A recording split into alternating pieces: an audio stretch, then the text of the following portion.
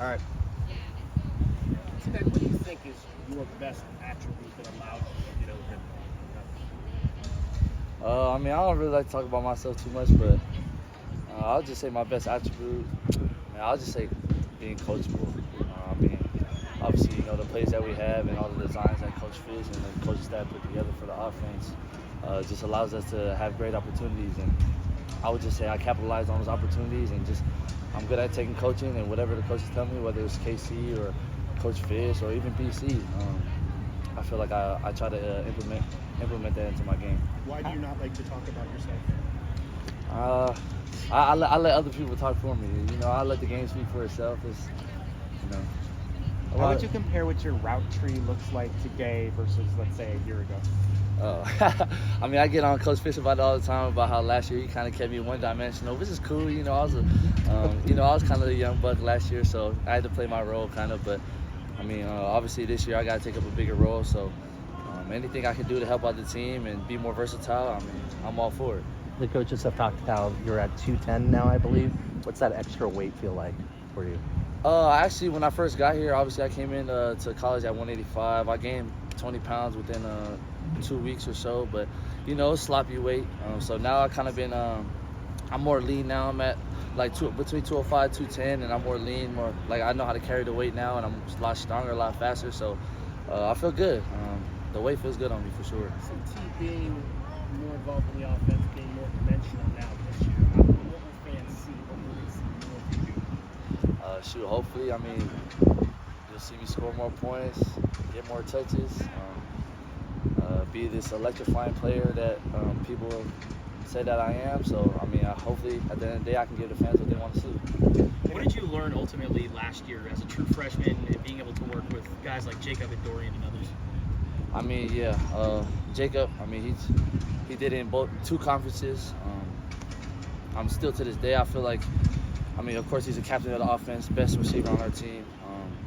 I learn from him every day, whether it's a film study, rehab, nutrition, mobility, just his ability to play make, and as well as Dorian. I know he's gone, but I mean, just his hand-eye coordination, his spectacular catchability. I mean, man, just being able to learn from them has just made me a lot better player. Your first game of last year, you were on the kick return coverage, and then had to go off the field. And I guess you were supposed to go back out on the field, but you had to change jerseys. What happened there? Oh yeah, you talking about punt return first game? Yeah. So, well, obviously in college you can't have the same number on the field at sometimes. So, what number were you wearing for punt? I think I was wearing number 17. Okay. I believe, yeah. Yeah, but you couldn't get changed quick enough. Well, it's not that. I mean, first things first, San Diego State. We all know the weather was like that day, and then of course that was my first game, so I wasn't really prepared for that, whether it's the weather or just the college atmosphere. But just coming off the sideline, having to take off the jersey, it was kind of struggle. So I think Coach Fish cut that out after that. What are you seeing from guys like Charles Yates and Tetairoa Davis? Oh man, I think they made a huge jump, especially from the spring. I think they're playing a lot more aggressive. They're getting more hands-on, being a lot more patient, staying on top of routes, coming out the break faster. They're a lot stronger, faster now as well. But man, the jump from the spring to now to fall camp, I feel like the DBs, they're just gonna get me prepared for this upcoming season for sure. And they put G7 on you a few times over the last couple of days. Oh man, I like G, man. A lot of people sleep on G, I think. But G's my boy. I mean, he definitely can hold his ground. Like I said, a lot of people sleep on him, but man, I think he's prepared to just be put in the game and make plays for sure. Do you feel like people are sleeping on you going into this year?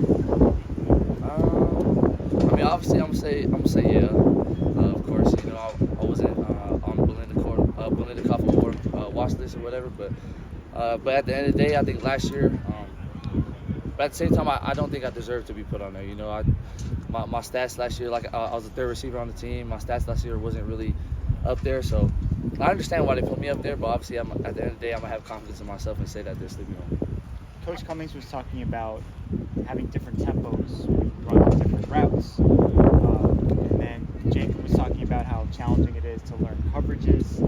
What's that process been like to learn all those kind of subtle, fine points of the job, but also play fast and not think too much when you're out there? I mean, luckily enough for me, I feel like I was blessed to go to a prestige high school where I got good coaching, you know, college level coaching. So I would say my football IQ is pretty premium as a freshman coming in. But I mean, just coming onto the team as KC, obviously Coach Fish. I mean, they definitely taught me a lot and just coverages, techniques.